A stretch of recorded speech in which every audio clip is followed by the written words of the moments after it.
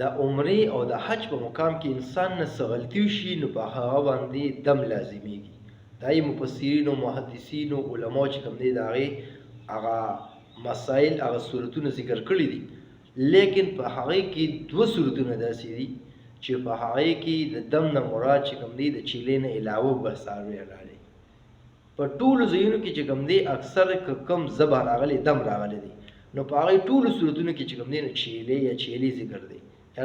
لیکن دوه ځایونه داسې دي چې په هغې کې د چیلې ذکر نشته، په هغې کې به خامخا غوا یا چې کوم دی اوښ وغیره راغلی. هغه کوم ځایونه دي؟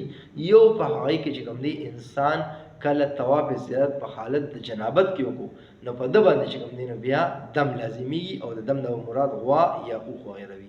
او دویم چې کوم دی په هغې کې هغه انسان د وقوف د عرفات نه پس چې کوم دی نو هغه څوک جمع وکړه نو د هغې نه پس چې کوم دی په ده باندې دم لازمیږي او هغه دم نه مراد څه دي؟ یا غوا ده او یا چې کوم دی څه دي؟ اوښ دي. له دې نه علاوه چې کوم نور صورتونه دي او په انسان باندې دم لازمیږي هغه کې چیلې ورکولی څه مسله نشته.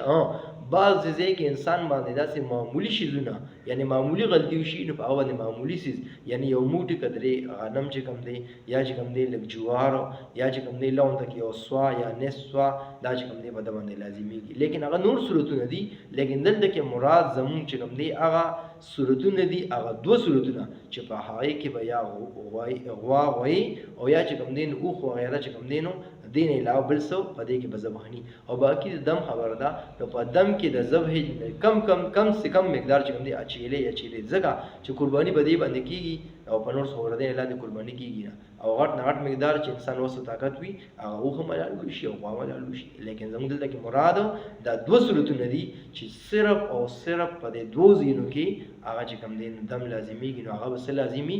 په اوښو او یا چې کوم دی غوا غوایي، د دې نه علاوه چې کوم دی انسان به بل څه نه حلالوي.